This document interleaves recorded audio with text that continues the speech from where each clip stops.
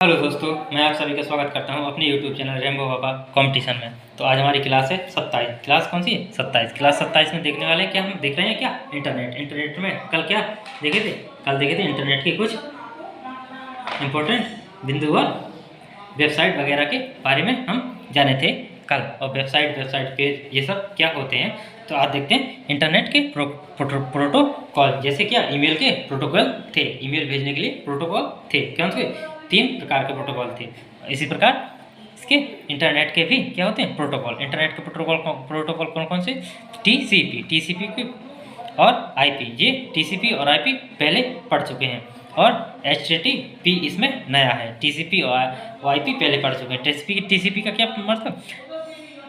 Transmission control protocol. ये क्या होता है? Transmission control protocol. ये क्या करता था?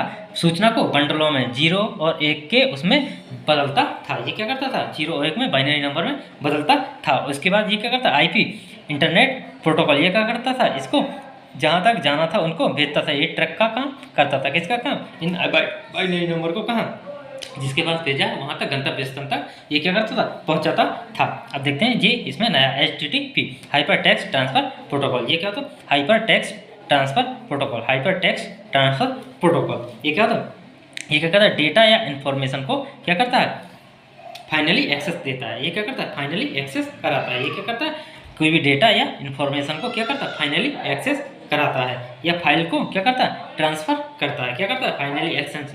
फाइनली एक्सेस कराता है या फाइल को ट्रांसफ़र करता है।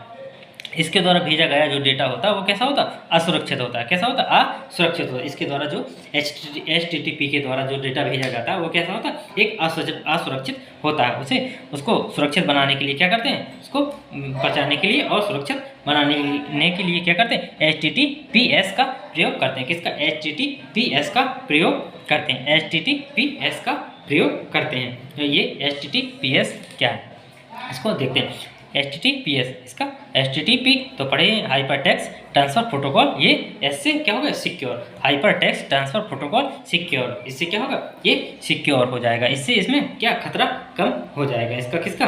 फाइल और जो डेटा है उसका खतरा कम हो जाएगा। ये क्या हो जाएगा? एक सुरक्षित हो जाएगा।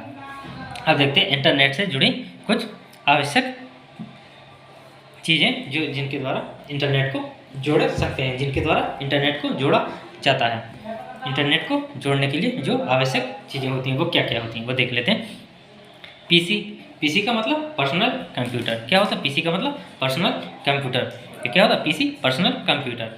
आईपीसी नहीं, आईएसपी इंटरनेट सर्विस प्रोवाइडर। इसका ये क्या होती है? एक कंपनी होती है। ये क्या? एक सर्विस प्रोवाइडर कंपनी होती है। जैसे कि एक एयरटेल हो गया, जियो हो गया। ये क्या? ये सर्विस प्रोवाइडर कंपनी होती हैं। ये इसकी भी ज़रूरत पड़ती है। अब पीसी पर्सनल कंप्यूटर, जब इंटरनेट जुड़ना तो कंप्यूटर होना ज़रूरी है। पीसी मतलब कोई आईएसपी मतलब इंटरनेट सर्विस प्रोवाइडर भी होना क्या हो? ज़रूरी है। उसके बिना जब नेट नहीं होगा तो कनेक्ट एक दूसरे से कनेक्ट कैसे होंगे? इसके बाद ब्राउज़र के लिए ब्राउज़र क्या होगा? ब्राउज़र से क्या हम कुछ भी सर्च कर सकते हैं। कोई भी वेब पेज सर्च कर सकते हैं। सर्च इंजन क्या होता है? ये एक वेबसाइट होती हैं।